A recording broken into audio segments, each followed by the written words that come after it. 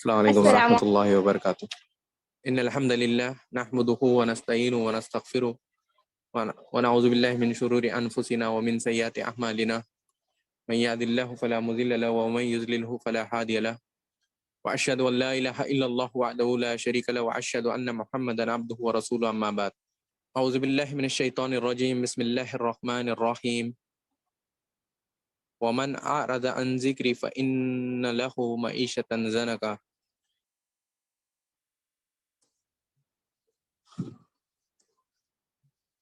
قول شیخ صالح الفوزان حفظہ اللہ: لا يعرف قیمت الصحة الا من ذاق المرض.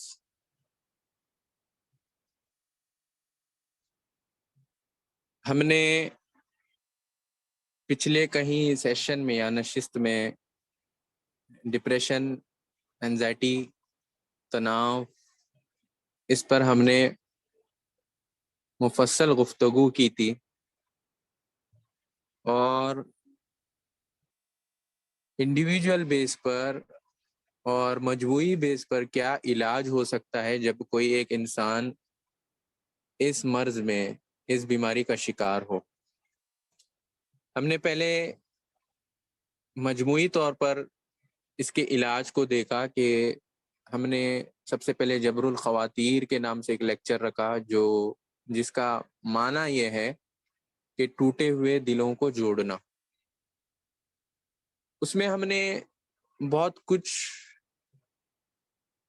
سیکھا اور آگے پہنچایا بھی، بلکہ جو لوگ یہاں سے سیکھ کر بھی گئے تھے انہوں نے الحمدللہ اپنی حساب سے یا اپنی کوشش کے ساتھ انہوں نے بہت لوگوں کو سمجھایا، اور مجھے امید ہے کہ کہیں نہ کہیں ان کو پازیٹیو ریسپانس ملا ہوگا. پھر اس کے بعد ہم نے فقہ المشاعر اور پھر دوسرے دیگر لیکچرز کیے جو ہمارے معاشرے کے حساب سے جو مصیبت کا سب سے موٹا جو حصہ ہے اس پر ہم نے لیکچرز کیے، چاہے وہ فقہ المشاعر ہو یا پھر دوسرے دیگر لیکچرز ہو. تو اس تعلق سے ہی اب ہم آج یہاں پر جمع ہوئے ہیں، اور اسی تعلق سے میں اختصار کے ساتھ بہت بریف میں پریسائز میں آپ تک کچھ باتیں رکھوں گا. امید کرتا ہوں کہ جو بات میں کہوں سب سے پہلے اللہ سبحانہ وتعالیٰ مجھے عمل کی توفیق دے اور آپ کو بھی عمل کی توفیق دے، آمین. سب سے پہلی بات تو یہ ہے کہ ہم نے کافی دفعہ سنا، پڑھا، لکھا، جہاں جہاں جائیں آج کے معاشرے میں انسان اس بیماریوں سے بہت دوچار ہے. بلکہ میں نے کئی دفعہ کہا ہے کہ ایک ہماری جو پاکستان ممالک ہے، جو پاکستان ایک مسلم کنٹری ہے، اس میں سب سے زیادہ بکنے والی جو ٹیبلٹس ہے، جو زینیکس ہے، وہ اینٹی ڈپریشن کی ہے، اور وہ سب سے زیادہ بکتی ہے. اور ہمارے معاشرے پر اگر آپ نظر کریں تو ہر 2 گھر میں ایک انسان یا تو اس پر اثرات ہوئے ہیں، یا وہ اپنے معاملات کی وجہ سے، کوئی بھی معاملات ہو، کوئی بھی مصیبت ہو، اس وجہ سے وہ انزائٹی اور ڈپریشن یا تناؤ کا شکار ہوا. اور افسوس کا مقام تو یہ ہے کہ جس چیز کا علاج انہیں کرنا چاہیے تھا وہ کرنے کے بجائے وہ لوگ ایسے چیزوں کی طرف بھاگ دوڑ کر رہے ہیں جس کا قرآن اور سنت سے دور دور تک کوئی تعلق نہیں. اب جا کر دیکھیں کہ کتنے لوگ پریشان حال ہیں. لوگ سمجھتے ہیں کہ جب ایک گھر کا شخص، کوئی لڑکا ہو یا کوئی لڑکی ہو اس بیماری میں ملوث ہو، اس کو اینزائٹی کا ایک سٹیج ہے، ڈپریشن کا ایک سٹیج ہے، اس کو فلاں بیماری ہو، تو جب وہ گھر والوں سے یہ چیزیں ریویل کرتے ہیں یا ڈسکلوز کرتے ہیں تو وہ اس کو اتنا لائٹلی لیا جاتا ہے کہ سمجھتے ہیں کہ انسان فوراً ایسے ہی ایک لمحے بھر میں انسان اس سے باہر آ سکتا ہے. میرا مشاہدہ جو ہے میں آپ کے سامنے رکھ رہا ہوں، اور میرا ایکسپیرینس میں آپ کے سامنے آج رکھنے کے لیے میں یہاں پر موجود ہوں. مجھے اکثر یہ شکایت آتی ہے جب بھی میں لیکچر کرتا ہوں، آپ میں سے اکثر لوگ مجھے یا تو فون کال کے ذریعے یا میسج ڈراپ کرتے ہیں کہ آپ کبھی بھی نیگیٹو چیزیں کیوں بتاتے ہیں کہ لوگ اس بیماری میں ملوث ہیں، یہ اس طرح سے ہوا ہے، وہ اس طرح سے ہوا ہے، کبھی پازیٹیو چیز بھی تو بتائیں کہ انسان اس سے پازیٹیو لیں۔ دیکھیں، ہمارا مقصد، ہماری منشا یہ ہے کہ لوگوں تک یہ جو بیماری آج ہمارے معاشرے میں تیزی سے پھیل رہی ہے اس کو آگاہ کیا جائے، اور اس لیے بتایا جا رہا ہے کہ اللہ کے نبی صلی اللہ علیہ وسلم نے فرمایا من رأى منكم منکرا فلیغیرہ بیدیہ فإن لم یستطع فبلسانہ فإن لم یستطع فبقلبہ وذلک اضعف الایمان۔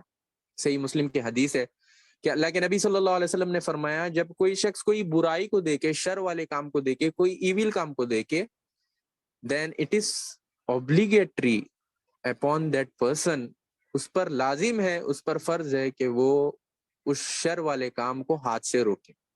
ہاتھ سے روکنا مراد یہاں پر اتھارٹی ہے۔ پھر اس کے بعد اللہ کے نبی صلی اللہ علیہ وسلم نے فرمایا فَإِن لَمْ يَسْتَطِعْ فَبِلِسَانِهِ، اگر وہ ہاتھ سے کام روکنے کی آپ استطاعت نہیں رکھتے، آپ کے پاس اتنی کیپیسٹی نہیں ہے، تو آپ اس کو زبان سے روکیں۔ اگر وہ بھی نہیں ہو رہا ہے، آپ کوشش کر رہے ہیں، تو اللہ کے نبی صلی اللہ علیہ وسلم نے فرمایا فَإِن لَمْ يَسْتَطِعْ فَبِقَلْبِهِ وَذَلِكَ أَضْعَفُ الْإِيمَانِ، آپ اس کو دل سے روکیں۔ دل سے جو روکنا ہے وہ سب سے بھلے ہی کم درجے کا ایمان ہے، لیکن وہ آپ اس شر کو اتنا دل میں غلط محسوس کرے کہ آپ کے پاس اتنی اطاعت یا صلاحیت یا کیپیبلٹیز نہیں ہے کہ آپ اس کو ہاتھ سے یا پیر سے روک سکیں، ہاتھ سے یا اس کو زبان سے روک سکیں، تو آپ دل سے اس چیز کو برا جانیں۔ تو ہمارا کام یہ ہے کہ ہم جب ان حالات کو کسی کو گزرتے ہوئے دیکھتے ہیں، کوئی بھی ایکس وائی زیڈ پرسن ہو جو ان حالات سے گزرتا ہے، تو اس حالات سے انسان اتنے تکلیف میں گزرتا ہے کہ میں آپ کو لفظوں میں بیان نہیں کر سکتا۔ بلکہ میں نے ایک فیمس سائیکولوجسٹ ہے، اس کی بات پڑھ رہا تھا، انہوں نے کہا کہ آپ کینسر جیسی بیماری ہے اس کو جھیل سکتے ہیں، لیکن جب اگر کوئی مریض ایک تھرڈ سٹیج پر ڈپریشن اور اینزائٹی کا شکار ہوتا ہے تو اتنی تکلیف سے گزرتا ہے، اتنی تکلیف سے گزرتا ہے کہ آپ اس کو لفظوں میں بیان نہیں کر سکتے۔ اب ریزنز کیا ہے کہ ایک انسان پر اس بیماری کا آنا، ایک انسان کا اس بیماری میں ملوث ہونا، ایک انسان کا اس بیماری سے گزرنا، اس کے کیا وجوہات ہیں؟ آپ میڈیکلی جائیں تو میڈیکلی آپ کے پاس اس کا کوئی ریزن نہیں ہے۔ آپ اچھے سے اچھے ڈاکٹر کے پاس جائیں، اچھے سے اچھے سائیکیٹرسٹ کے پاس جائیں، کونسلر کے پاس جائیں، کسی کے پاس جانا ہے آپ جائیں، بس آپ کو وہ صرف یہی کہہ سکتے ہیں کہ آپ دماغی بیمار ہیں، یا آپ میں یہ اینزائٹی کے شکار ہیں، آپ میں ڈپریشن کے سمٹمز ہیں، تو آپ یہ فلاں گولی کھائیں، فلاں یہ چیز کھائیں جس سے آپ ریکور ہو سکتے ہیں، بس۔ اگر اس کے علاوہ میں نہیں سمجھتا کہ اگر کوئی بھی ڈاکٹر ہو، کہیں سے بھی ہو، کتنی بڑی ڈگری لیے ہو، اگر وہ سائنس سے یہ پروف کرے، ٹھیک ہے وہ بتاتے ہیں کہ مطلب آپ کے اندر نیورو ٹرانسمیٹرز ہوتے ہیں جو باڈی میں، برین میں، اس کی وجہ سے جب وہ بڑھ جاتا ہے، جیسے کورٹیسول ہے یا سیروٹونین ہے، جب وہ بڑھ جائیں تو ہو سکتا ہے کہ آپ ڈپریشن کا شکار ہو، یا ایڈرینل کی وجہ سے بھی ہو سکتا ہے، بس آپ وہ ایک چیز بتاتے ہیں کہ اس وجوہات سے یہ ہو سکتا ہے، مطلب، لیکن ان کی جو بات ہے وہ یقینی طور پر آپ دیکھنے جائیں تو وہ اتنی قیمتی یا اتنی دلائل پر مبنی نہیں ہوتی جو اللہ کی کتاب اور اللہ کے پیارے پیغمبر نبی صلی اللہ علیہ وسلم کی سنت میں موجود ہے۔ لوگ یہاں وہاں بھاگتے ہیں، لیکن اللہ کا کلام میں اللہ نے اس ساری چیزوں کا جواب دیا ہوا۔ جو بھی بندہ اس چیز کا شکار ہے، وہ اگر اللہ کے کلام کو دیکھیں، پڑھے، اللہ کے نبی صلی اللہ علیہ وسلم کے فرمان کو پڑھے، اس کو ان دونوں دلائل، ان دونوں چیزوں کی میں اس کی دلائل ملیں گی۔ اور اس کی وجوہات کیا ہے؟ سب سے موٹی وجہ جو قرآن اور حدیث میں ملتی ہے، بہت ساری وجوہات علامہ ابن قیم رحمہ اللہ نے اپنی کتاب میں بیان کی ہے، لیکن میں اختصار کے سامنے آپ کے سامنے 2-3 موٹی وجوہات بیان کروں گا۔ کہ سب سے موٹی وجوہات جو بتائی ہے وہ یہ ہے کہ اللہ سبحانہ و تعالیٰ سے دوری اختیار یا گناہوں کا اتنا بڑھ جانا کہ بڑھتا ہی جانے اور اس کو احساس نہ ہو کہ یہ میں جو گناہ کر رہا ہوں وہ کس کی نافرمانی کر رہا ہوں۔ سب سے بڑی چیز اگر ایک انسان اینزائٹی اور ڈپریشن کا شکار ہو رہا ہے وہ یہی وجوہات میں سے، اسی لیے اللہ نے قرآن میں یہی بات فرمائی جو میں نے آپ کے سامنے سٹارٹ میں خطبہ مسنونہ کے بعد رکھی، وَمَنْ أَعْرَضَ عَنْ ذِكْرِ فَإِنَّ لَهُ مَعِيشَةً ضَنْكًا، کہ جو کوئی اللہ کی یاد سے، اللہ کے ذکر سے غافل ہو جائے، منہ پھیر لے، ضرور بضرور وہ ایسی زندگی گزارے گا جو ایک ڈپریس انسان گزارتا ہے، جو تناؤ میں ایک انسان گزارتا ہے، جو ایک اینزائٹی میں انسان گزارتا ہے۔ آپ میں سے اکثر لوگ یہ کہہ سکتے ہیں کہ میں پہلے سے دین سے تعلق نہیں رکھتا تھا، تو جب مجھے یہ سمٹمز آنے لگے تو اس سے کیا تعلق ہے میرا اس چیز؟ تو میں اس بات کو جانا ہوں جہاں تک وہ یہ ہے کہ اللہ سبحانہ و تعالیٰ انسان کو ایک سگنل دے رہا ہے کہ آپ میں یہ چیزیں ہو رہی ہے، اس کی وجوہات یہ ہے کہ اللہ کی دوری کو آپ نے پا لیا۔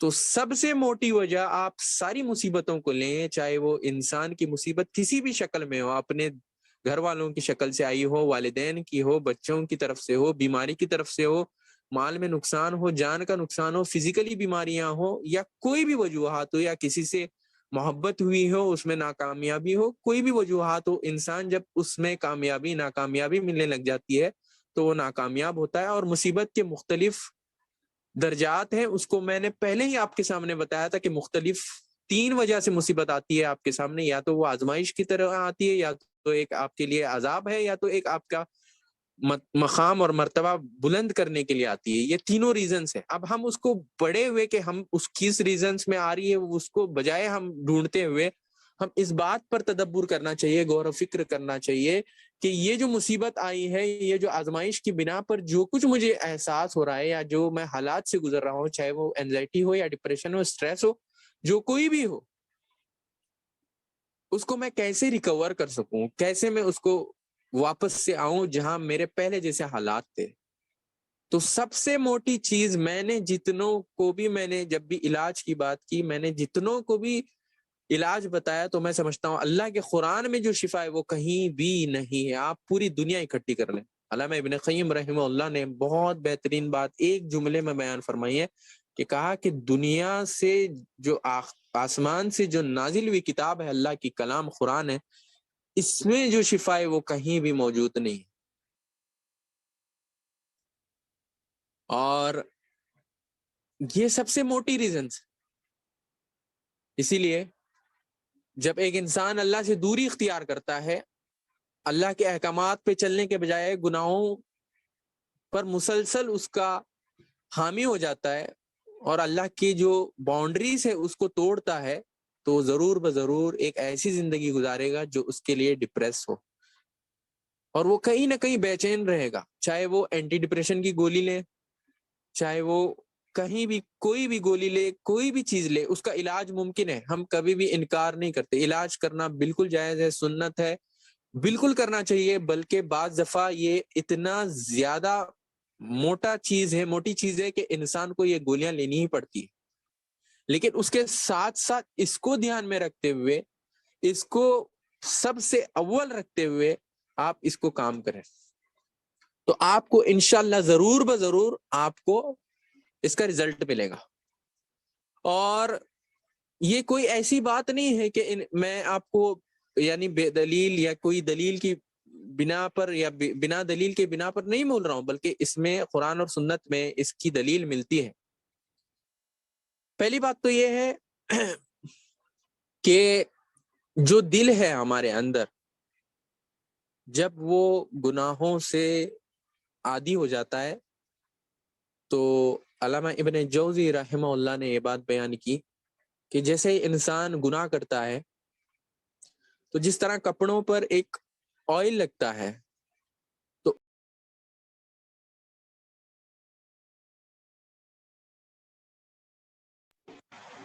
وہ اس پر بیٹھ جائے، تو جب گناہ کے اثرات اگر اس کو فوراً توبہ نہ کیے جائیں اور اس پر فوراً انسان اللہ سے معافی طلب نہ کریں، تو ضرور بضرور اس کا دل بیمار ہو جائے گا۔ اور علامہ ابن قیم رحمہ اللہ نے اس کے 3 سٹیجز بتائے ہیں، ایک اچھا دل، ایک بیمار دل، ایک ایسا دل جو مردہ ہو گیا۔ اور یہ کوئی ایسی بات نہیں ہے، شیخ الاسلام ابن تیمیہ رحمہ اللہ فرماتے ہیں القلوب اذا مرضت اشتہت ما یضرها،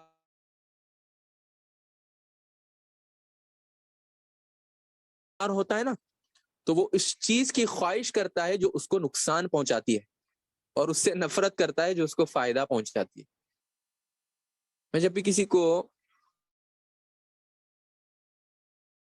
جس کا دین سے کافی دور تعلق ہے، دور دور سے تعلق نہیں ہے، جب میں اس کو کہتا ہوں کہ قرآن پڑھے یا قرآن سنے، رقیہ ہوتا ہے جو ہم سینڈ کرتے ہیں آدھے گھنٹے کا 1 گھنٹے کا، تو اس کے پاس اتنا پیشنس اور اتنا صبر نہیں ہوتا ہے کہ وہ 10 منٹ بیٹھ کر قرآن سنے، اس کے پاس اتنا وقت نہیں ہوتا ہے۔ اور اس کی وجہ یہی ہے، شیخ الاسلام ابن تیمیہ رحمہ اللہ نے جو بات کہی کہ القلوب اذا مرض، جب دل بیمار ہوتا ہے تو وہ اس چیز کی خواہش کرتا ہے جو اس کے نقصان پہنچاتا ہے۔ آپ جائیں ہزاروں لوگوں کو ڈھونڈیں، جب بھی کوئی انسان بیمار ہو، جب بھی کسی کو اپنے رشتہ داری میں کوئی نقصان پہنچے، جب بھی کسی کا رشتہ ٹوٹے، جب کوئی عاشق کو اس کی محبوبہ نہ ملے یا اپوزٹ بھی ہو، تو وہ سب سے پہلی چیز کیا کرتا ہے آپ لوگوں کو پتا ہے؟ وہ سب سے پہلی چیز گانے سنتا ہے۔ آپ جا کر لکھ لیں یہ بات، اگر اس کے پاس کوئی اور علاج ہے میں نہیں سمجھتا، وہ سب سے پہلے یہی سیڈ سانگ سننے لگتا ہے، اور وہ سمجھتا ہے یہ اس کے لیے ہیلنگ کا باعث ہے۔ کتنے بڑے بڑے میوزیشنز کو دیکھیں، اتنے بڑے بڑے فیمس سنگر ہونے کے باوجود، فیم ہے، ساری چیزیں، لیکن سکون نہیں۔ اور جب دل بیمار ہو، جب گناہوں کے اثرات، جب گناہ بڑھتے جائیں تو وہ کیا کرنے لگتا ہے؟ نقصان والی چیزوں کو پسند کرنے لگتا ہے۔ وَكَرِهَتْ مَا يَنْفَعُهَا، یہی نہیں بتایا شیخ الاسلام ابن تیمیہ رحمہ اللہ نے آگے بیان فرمائی کہ وہ پھر نفرت کرنے لگتا ہے اس چیز سے جو اس کے لیے نفع بخش ہو۔ میں کہوں قرآن پڑھے، نہیں پڑھے گا وہ شخص۔ میں کہوں نماز پڑھے، نہیں پڑھے گا۔ سارا علاج اسی میں ہے جو اس کو کرنا ہے، اور وہ کرنے کے بجائے وہ کیا کر رہا ہے؟ اینٹی ڈپریشن کی گولیاں لے رہا ہے، لے، کوئی مسئلہ نہیں، ملٹی وٹامنز لے رہا ہے یا جو کچھ بھی اس کو گولیاں دی جا رہی ہیں، بٹ اس کا علاج نہیں ہے۔ ٹھیک ہے، تھوڑی دیر کے لیے ٹھیک ہو جائے گا، آپ اس کو اس کے ساتھ لیں ساتھ ساتھ، تو آپ دیکھیں اس کا رزلٹ کیا ملے گا۔ آپ اتنا رزلٹ ملے گا کہ آپ گمان بھی نہیں کر سکتے۔ تو اسی لیے بہت ضروری ہے کہ جب ایک انسان گناہوں میں ملوث ہو تو سب سے پہلی چیز وہ یہ ہے کہ وہ توبہ کرے۔ اللہ کے نبی صلی اللہ علیہ وسلم نے فرمایا التائب من الذنب کمن لا ذنب له، گناہوں سے توبہ کرنے والا ایسا ہے جیسا کہ اس نے گناہ ہی نہیں کیا۔ حدیث قدسی ہے نا کہ اللہ کے نبی صلی اللہ علیہ وسلم نے اللہ کی بات بیان کرتے ہوئے بیان فرمائی کہ ایک انسان زمین آسمان بھر جتنے بھر گناہ لے کر آئے اور وہ اللہ سے مانگے تو اللہ معاف کر دیتا ہے۔ شرط یہ ہے کہ وہ شرک میں ملوث ہو تو اس کی توبہ کرے، سوائے نزا کی حالت میں چھوڑ کر انسان کو ہر گناہ کے لیے معافی کی گنجائش ہے، وہ مانگے۔ بلکہ دوسری روایت میں ابو داؤد کی اللہ کے نبی صلی اللہ علیہ وسلم نے فرمایا کہ اللہ حیا کرتا ہے، اللہ شرم محسوس کرتا ہے کہ جب بندہ ہاتھ اٹھائے کہ میں اس کو خالی ہاتھ نہ بھیجوں۔ افسوس کا مقام ہے کہ میں سب سے پہلے اور آپ بھی اللہ سے دعا نہیں مانگتے ہیں۔ تو جب گناہ زیادہ ہو، جب گناہ آپ کے دل میں بیٹھ جائے اور آپ اللہ کی نافرمانیاں کرنے لگے تو آپ ایک ڈپریس لائف میں ہی جئیں گے،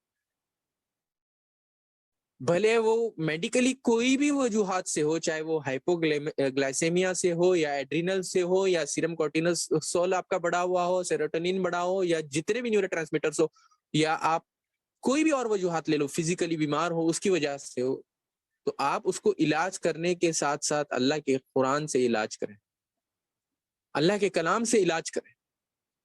تو اگر جب دل بیمار ہو، سیکنڈ سٹیج پہ ہو، علامہ ابن قیم رحم اللہ کی بات ہے کہ جب سیکنڈ سٹیج پہ ہو تو اس کو فوراً علاج کرنا چاہیے، جتنا جلدی ہو اس کو علاج کیا جائے۔ اگر وہ علاج نہ کر سکے تو وہ اور مزید تکلیف میں پہنچے گا اور تھرڈ سٹیج میں آئے گا جس کا کوئی علاج نہیں۔ 1000 ڈاکٹر کے پاس جائیں، کتنے سائیکیٹرسٹ کے پاس جائیں، کتنے بڑے بڑے سائیکیٹرسٹ کے پاس جائیں، اگر اس کو علاج، جب وہ خود سے یہ گمان نہ رکھے کہ شفا دینے والی ذات اللہ ہے، یہ اس معاملات سے میرے ساتھ ہوا ہے، تو وہ کوئی بھی چیز کر لے اس کو علاج نہیں ملے گا۔ اور یہ صحت کی قدر وہی جانتا ہے جو اس چیز میں ملوث ہے۔ میں نے وہی بات کہی اسٹارٹ میں کہ شیخ صالح الفوزان رحمہ حفظہ اللہ نے یہ بات بیان فرمائی، لا یعرف قیمت الصحت الا من ذاق المرض۔ صحت کی قدر وہی جانتا ہے جس نے بیماری کا مزہ چکھا ہو۔ پینک اٹیک، اینزائٹی اٹیک اتنی بری چیزیں، اتنی بری چیزیں، اتنی بری چیز ہے کہ میں نے دیکھا ہے لوگوں کو کہ انسان بھاگ جاتا ہے، اپنے آپ سے بھاگنے لگتا ہے، اس کے دل میں ایک کیسٹ گھومنے لگتی ہے کہ مجھے اب موت آئے گی، مجھے تکلیف ہو رہی ہے، وومیٹنگ آنے لگ جاتی ہے، برے خیالات آنے لگ جاتے ہیں، نقصان، اپنے آپ کو نقصان کرنے لگ جاتا ہے، اس کو یہ ہوش نہیں رہتا کہ میں نے کیا پہنا ہے، کیا اوڑھا ہے۔ یہ کوئی ایسی بات نہیں ہے کہ میں آپ کو صرف ہوائی بات کر رہا ہوں، یہ صحیح میں ایسے انسیڈنٹ ہوتے ہیں کہ اس کو ہوش نہیں رہتا کہ میرے ساتھ کیا معاملات ہو رہے ہیں۔ تو جو انسان گناہ میں ملوث ہوا اور دوسری چیز دنیا سے تعلق زیادہ جوڑ لیا، جب وہ دنیا کو زیادہ ترجیح دے آخرت کے بدلے میں، تو وہ نقصان دہ ہوگا اس کو۔ اللہ کے نبی صلی اللہ علیہ وسلم نے یہ بات بیان فرمائی کہ الدنیا سجن المومن و جنت الکافر۔ صحیح مسلم میں حدیث آتی ہے کہ دنیا مومن کے لیے قید خانہ ہے اور کافر کے لیے جنت ہے۔ آپ قرآن اٹھائیں، جہاں جہاں بھی یہ بات کہی گئی اللہ نے یہی بات بیان فرمائی کہ دنیا جو ہے وہ نقصان دہ چیز ہے یا ایسی حقیر چیز ہے جس کی کوئی ویلیو نہیں، لیکن ہماری نظروں میں، ہم سب کی نظروں میں بالاتفاق بات یہ ہے کہ وہی ہمارے لیے قیمتی چیز ہے۔ وَمَا الْحَيَاةُ الدُّنْيَا إِلَّا مَتَاعُ الْغُرُورِ، اللہ نے میں یہ بات بیان فرمائی۔ تو پہلی چیز گناہ، دوسری چیز دنیا سے اتنا تعلق رکھنا جتنا اس کا تعلق نہ رکھنا ہو، اس کو آخرت سے زیادہ ترجیح دینا، یہ دو چیزیں۔ حالانکہ بہت سارے وجوہات ہیں، لیکن میں آپ کے سامنے پریسائز میں جو بات یا بریف میں جو بات کہہ رہا ہوں وہ ان دونوں وجوہات سے۔ اور علامہ ابن قیم رحمہ اللہ نے پریشانی اور غم کی دو وجوہات ہی بیان کی۔ وہ کہتے ہیں دنیا کی تمنا اور اس کی فکر میں رہنا، اور دوسری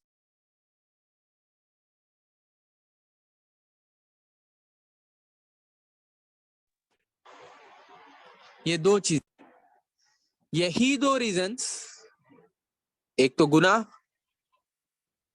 نیکی کے کام میں کمی کرنا ظاہر سی بات ہے، اور کوتاہی کرنا جو کام کا حکم دیا گیا وہ گناہ کی طرف ہی، اور سب سے پہلی چیز دنیا سے تعلق۔ جب آپ یہ دونوں چیزوں کا شکار ہو جائیں گے تو پھر آپ ایسی زندگی گزاریں گے جس سے آپ کا اللہ سبحانہ و تعالیٰ سے کوئی تعلق نہیں۔ اسی لیے اللہ سبحانہ و تعالیٰ نے قرآن میں یہ بات بیان فرمائی، الا بذکر اللہ تطمئن القلوب، یقیناً کہ انسان کے دل کو راحت تب پہنچتی ہے جب وہ اللہ کا ذکر کرتا ہے۔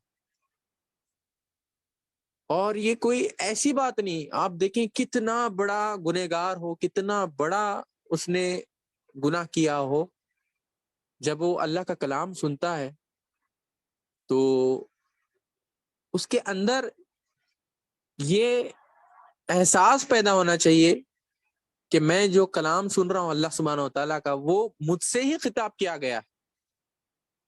شیخ صالح العثیمین رحمہ اللہ کے میں نے پچھلے ٹائم بات بتائی تھی کہ جو قرآن کی آیت ہے اس کی تفسیر کرتے ہوئے کہتے ہیں کہ اگر یہ قرآن کی آیت جو پہاڑ پر اگر نازل ہوتی تو وہ ریزہ ریزہ ہو جاتی. اس کی تفسیر میں کہتے ہیں کہ افسوس ہے کہ ہمارے دلوں پر جب ہمارے سامنے قرآن پڑھا جاتا ہے، ہم خود پڑھتے ہیں، جب ہم رقیہ کرتے ہیں یا سنتے ہیں ہم قرآن کو، تو ہمارے دل اتنے، ہماری آسان الفاظ میں اگر بولا جائے کہ اتنے سٹبن ہو گئے، اتنے ریجٹ ہو گئے ہیں کہ وہ سننے کو تیار نہیں اللہ کے کلام کو، اس میں کوئی اثر ہی نہیں پیدا کرتا. اور اس کی وجہ یہی ہے کہ وہ دل پر زنگ لگ گیا. تو سب سے موٹی چیز دنیا سے تعلق، آخرت کو بھول جانا، اور ساتھ ساتھ گناہ سے اس کا لگاؤ رہنا. سورہ یوسف میں یعقوب علیہ السلام کے ہم نے پچھلے وقت میں بہت ساری بات کی تھی. اسی میں یہ بات ملتی ہے کہ اللہ سبحانہ و تعالیٰ نے ان کے درد کو بیان کرتے ہوئے بہت کچھ لکھا ہے. اچھا، باقی جو بیٹے ہیں یعقوب علیہ السلام کے، اپنے والد کے دکھ کو بیان کرتے ہوئے الفاظ جو انہوں نے استعمال کیا ہے، وہ آپ سمجھ سکتے ہیں کہ کتنی گہری اذیت سے اللہ کے پیارے پیغمبر، اللہ کے پیارے پیغمبر جو یعقوب علیہ السلام ہے، وہ کس طرح سے گزر رہے.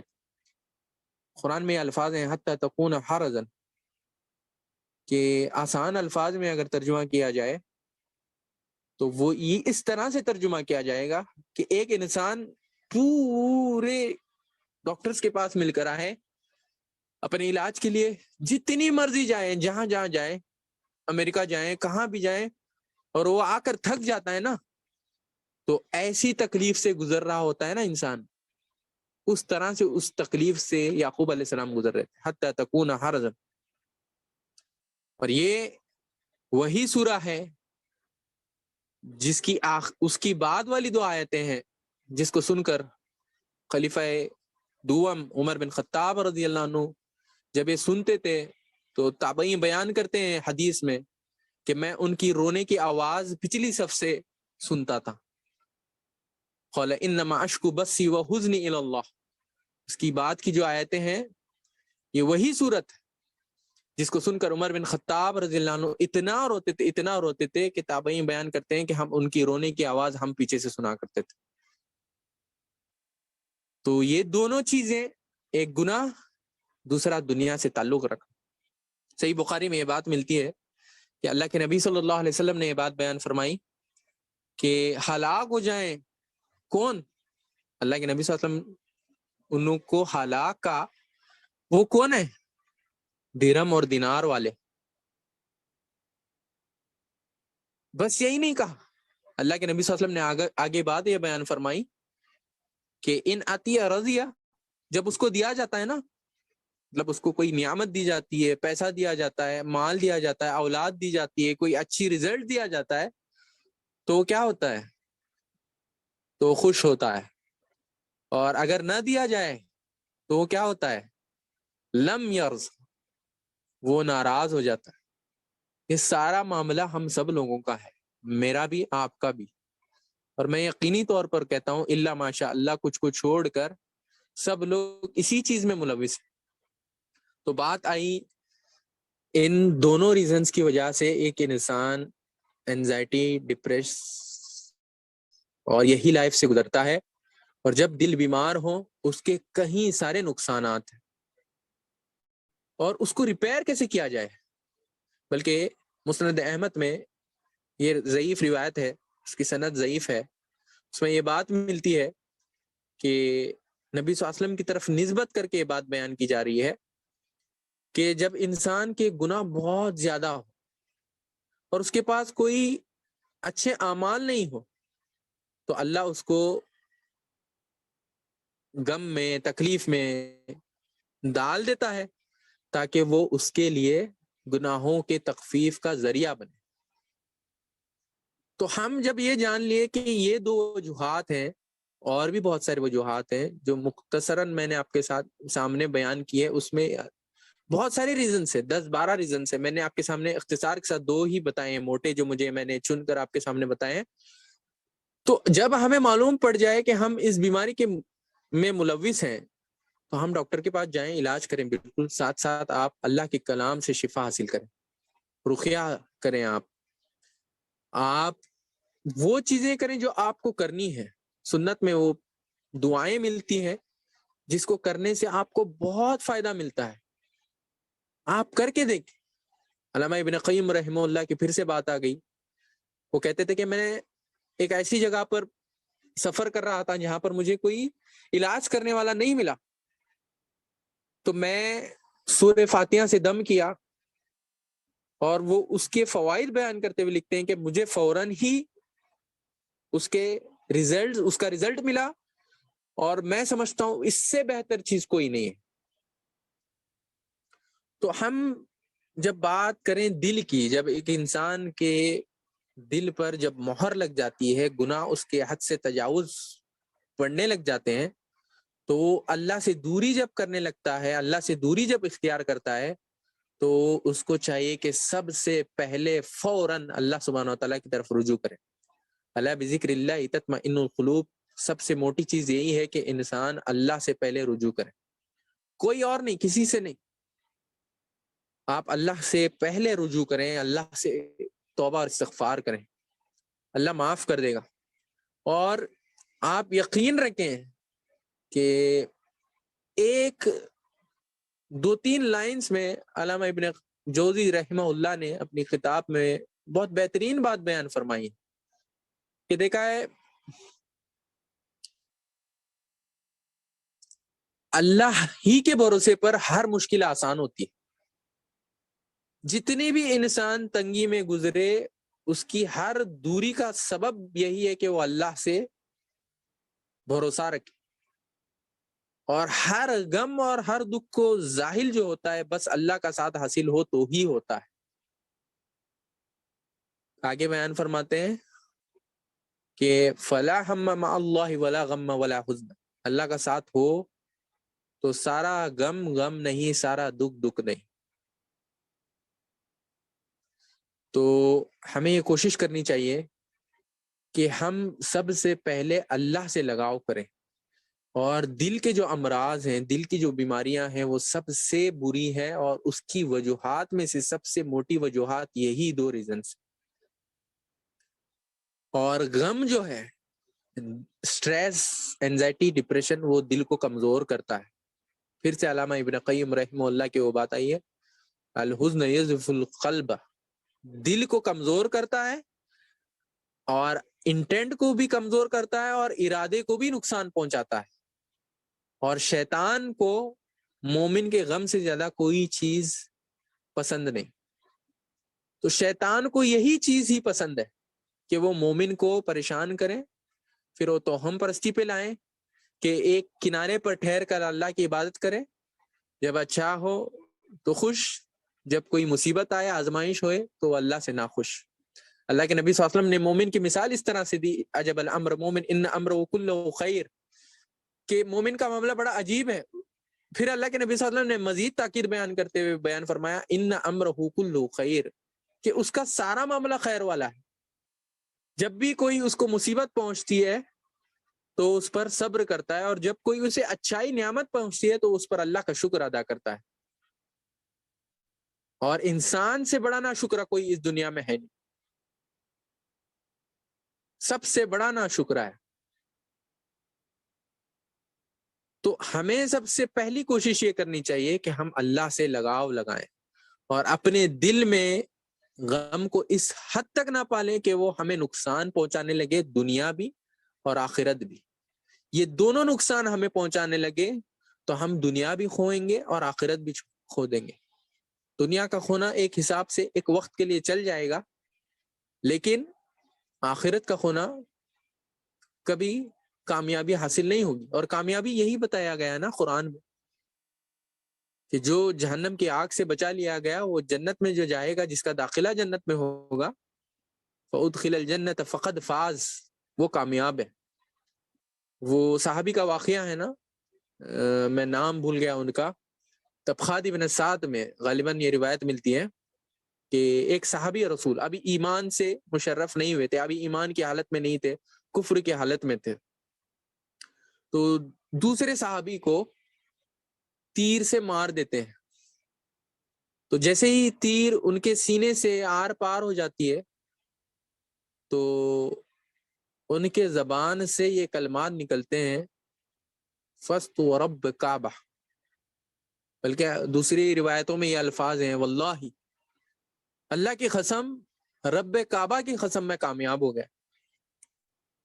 وہ جو کفر کی حالت میں جو صحابی تھے، ابھی ایمان نہیں لائے تھے، پریشان ہوتے ہیں، تیر میں نے چلایا، مارا میں نے، جنگ میں مارا، مر گئے وہ، اس کے باوجود بھی یہ کامیاب کیسے ہو گئے؟ غالباً سیدنا جبار رضی اللہ عنہ کے، جہاں تک مجھے نام یاد آتا ہے ان کا، تو لوگوں سے پوچھا کہ انہوں نے یہ جو جملہ کہا ہے کہ میں کامیاب ہو گیا، کیسے کامیاب ہو گیا؟ مارا تو میں نے، مر گئے یہ، لیکن کیسے کامیاب ہو گیا؟ تو جب لوگوں سے پوچھا انہوں نے، تو لوگ نے بتایا کہ یہ اسلام میں مقام ہے شہادت کا، اس کو شہید کا قرار دیا جائے گا۔ تو فوراً اللہ کے نبی صلی اللہ علیہ وسلم کے پاس گئے اور اسلام قبول کیا۔ تو کامیابی یہی ہے۔ عبداللہ ابن عمر رضی اللہ عنہ کے مستدرک ابن امام حکیم رحمہ اللہ اپنی کتاب مستدرک علی حکیم میں روایت بیان کرتے ہیں، بڑی لمبی روایت ہے۔ اللہ کے نبی صلی اللہ علیہ وسلم کے پاس وہ نوجوان آیا اور پوچھنے لگا فَأَيَّ الْمُؤْمِنِينَ أَكْيَسُ، اللہ کے نبی صلی اللہ علیہ وسلم مومنوں میں سمجھدار کون ہے؟ نوجوان تھے، صحابی شخص تھے۔ عبداللہ ابن عمر رضی اللہ عنہ بیان کرتے ہیں کہ اللہ کے نبی صلی اللہ علیہ وسلم کو سوال پوچھا، اس قال اکثرهم للموت ذکر، اللہ کے نبی صلی اللہ علیہ وسلم نے فرمایا وَأَحْسَنُهُمْ لَهُمْ اسْتِعَاذًا قَبْلَ أَن يَنزِلَ بِهِمْ أُولَٰئِكَ مِنَ الْأَكْيَاسِ۔ اللہ کے نبی صلی اللہ علیہ وسلم نے اس شخص کو یہ بات بتائی کہ کامیاب سمجھدار وہ شخص ہے جو موت کی اکثر یاد کرے اور موت آنے سے پہلے موت کی تیاری کرے۔ تو ہمارا انٹینٹ، ہمارا مقصد یہی ہونا چاہیے۔ ہم سب گناہوں کے دلدل میں پھنسے ہوئے ہیں، ساری جگہ سے فتنے پڑے ہوئے ہیں، یہاں سے فتنہ، آگے سے فتنہ، پیچھے سے فتنہ، سب لوگ گناہوں میں ملوث ہیں۔ اللہ سبحانہ تعالی ہم سب کو معاف کرے، اللہ مجھے بھی معاف کرے۔ ہم سب اتنے گناہوں میں ملوث ہیں کہ ہمیں احساس نہیں ہو رہا ہے اس چیز کا، اور یہ احساس جب ہمیں، اب جب ایک سگنل ہوتا ہے، گرین ہو تو وہ پاس ہو جائے گاڑیاں، جب سگنل اگر مل رہا ہے آپ کو، آپ میں یہ کھٹک پیدا ہو رہی ہے کہ میں گناہ کیا ہوں اور مجھے اللہ کی طرف رجوع کرنا ہے، تو بھی آپ ایمان والے ہیں، تب بھی آپ میں یہ ضمیر باقی ہے، تب بھی آپ میں یہ ایک انسانیت باقی ہے، تو کہ تم مسلمان کہنے کے لائق ہو۔ اسی لیے اللہ کے نبی صلی اللہ علیہ وسلم نے مومن کی مثال اس طرح سے دی کہ جب کوئی اچھائی پہنچتی ہے تو اس پر خوش ہوتا ہے، اور جب اس پر گناہ ہوتے ہیں تو اس پر نازم ہوتا ہے۔ فذلک مومن، اللہ کے نبی صلی اللہ علیہ وسلم نے کہا یہ مومن ہے۔ من سرته حسنۃ وسعت سیئۃ فذلک مومن، سنن ترمذی کے الفاظ ہیں غالباً، جہاں تک مجھے یاد ہے، کہ جب کوئی غم یا تکلیف، گناہ پہنچتے ہیں تو اس پر ناراض اور نادم ہوتا ہے کہ میں نے جس کی نافرمانی کی وہ اللہ سبحانہ و تعالیٰ کی نافرمانی کی، تو اس کے اندر یہ احساس ہے کہ اسے سگنل مل رہا ہے کہ میں نے یہ غلط کیا ہے، بھلے اس نے کوئی بھی گناہ کیا ہو، تو فوراً اللہ کی طرف رجوع کریں۔ اور یہ ایک بات یاد رکھیں کہ علامہ ابن قیم رحمہ اللہ نے جب دل بیمار ہو، وہ کہتے ہیں کہ انقلب اذا فسد فسدت العین عین والاذن واللسان،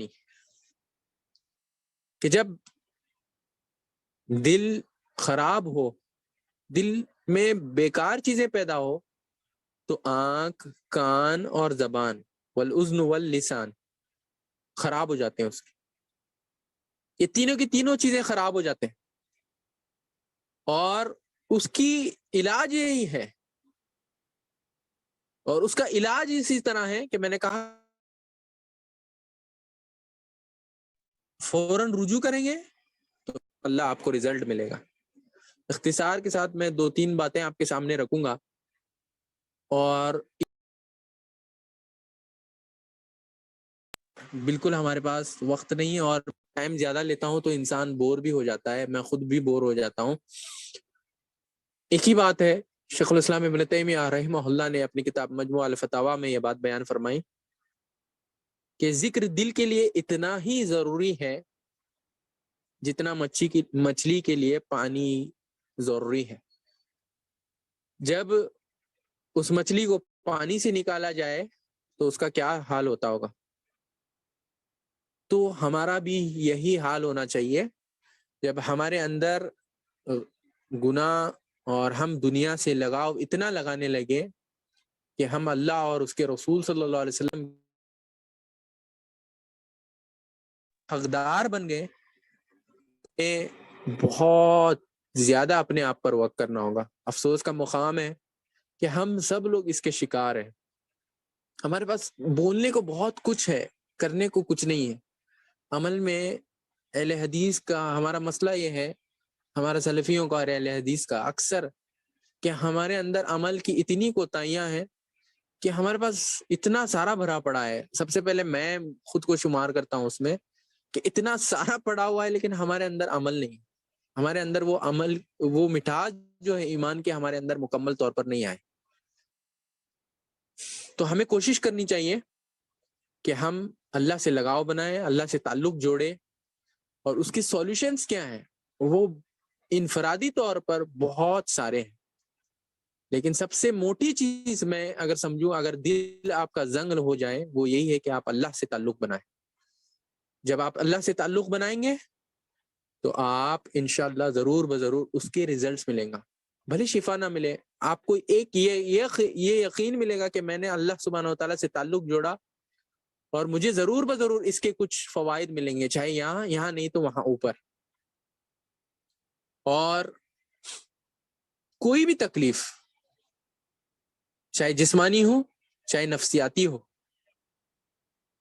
اگر وہ انسان اللہ سے تعلق بنائے، اللہ سے لگاؤ بنائے، تو میں سمجھتا ہوں اس کے لیے بہت کچھ اس میں ریزلٹس ملے گا، ریوارڈز بھی ملے گا. تو آپ میں سے ہر ایک شخص یہ کوشش کرنی چاہیے کہ اللہ سے تعلق بنائے رکھیں. اور یہ جو کچھ بھی شخص موجود ہمارے ارد گرد ہیں، ان بیماریوں میں ملوث ہیں، ہم ان کی طرف ہاتھ بڑھاتے ہوئے یہ کوشش کرنی چاہیے کہ ہم اس کے دکھ کو کم کر سکیں. ہم نے یہ بات بتائی تھی نا کہ حقوق العباد میں جب جبر الخواتیر کی بات آئی تھی، فقہ المشاہیر کی بات آئی تھی کہ کس طرح سے اللہ کی یہ سنت ہے، اللہ کے پیارے نبی صلی اللہ علیہ وسلم کی سنت ہے کہ ایک انسان غمزدہ ہو، تکلیف میں ہو، اس کی تکلیف کو دور کیا جائے اور وہ زندگی بھر نہیں بھولتا. یہ ہم نے پچھلے لیکچرز میں کور کیا ہوا ہے. تو ہمیں وہ چیزیں آج کے حالات میں، آج کے ایام میں کرنی ہے. میں آپ کے سامنے میرا ایکسپیرینس میں بتا رہا ہوں آپ کو، وہ یہ ہے کہ جب بھی کوئی شخص ان حالات سے گزرتا ہے، میں نے دیکھا ہے وہ اتنی تکلیف سے گزرتا ہے، وہ اتنا روتا ہے، اتنا روتا ہے، اتنا روتا ہے، وہ اکیلا پڑ جاتا ہے اور اس کو ساتھ دینے کے لیے کوئی نہیں ہوتا. گھر والے بھی ایک ٹائم بیزار ہو جاتے ہیں، سمجھتے ہیں کہ سمپتی گین کرنا چاہتا ہے. ایسا ہوتا ہے معاملہ. یا کوئی علاج کرا رہے ہیں تو پراپرلی علاج نہیں کرا رہے ہیں، کسی کے پاس پیسہ نہیں ہے، اتنا پیسہ بھی بہت لیتے ہیں. تو یہ سب چیزیں ہیں. تو اس میں ہم ایز اے مسلم یہ کوشش کرنی چاہیے کہ کوئی غمزدہ ہو، کوئی تکلیف میں ہو، اس کی تکلیف کو دور کریں. جیسے ہم نے بتایا تھا طلحہ رضی اللہ عنہ کا، وَلَا أَنْسَاهَا لِطَلْحَةَ، جو کعب رضی اللہ عنہ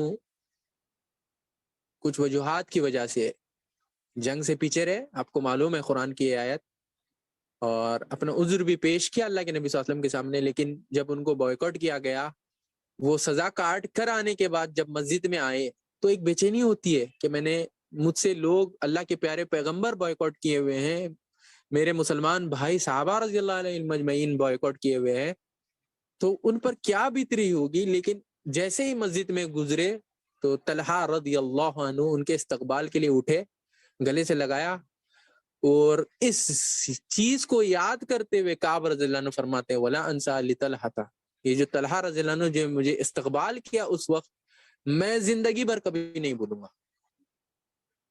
تو ایک چیز بھی نوٹس رہتی ہے، آپ چاہے آپ رشتہ دار ہو یا نہ ہو، تو آپ کوشش کرنی چاہیے. تو ہم میں سے ہر ایک بندہ یہ کوشش کریں کہ اگر کوئی انسان کسی بھی تکلیف سے، چاہے نفسیاتی ہی نہیں بلکہ کوئی بھی فزیکلی بیمار ہو، 2 الفاظ بولے. ہم تو الٹے بول کر جاتے ہیں کہ یہ نقصان میں ہی پڑا رہے. وہ کوشش کرنی چاہیے.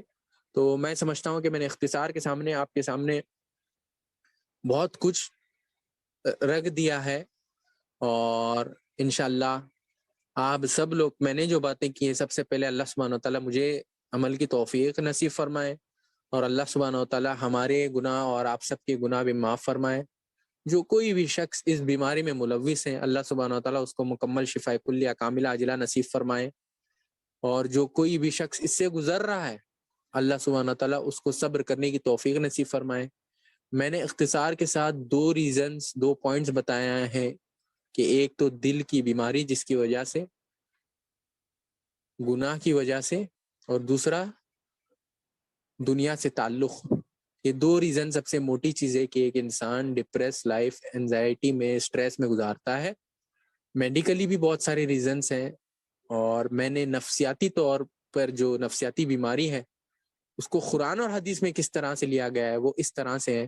آپ علامہ ابن قیم رحمہ اللہ کی کتابیں پڑھیں، ایک ایک لفظ ان کا سونے کے بھاؤ میں لکھنے کے برابر ہے، ایک ایک لفظ۔ ان کی جو 2-3 کتابیں ہیں، مجھے لگتا ہے انگلش میں بھی ہوں گی یا اردو میں ہے، وہ پتہ نہیں مجھے، آپ وہ پڑھیں گے تو بہت سارا فائدہ ملے گا۔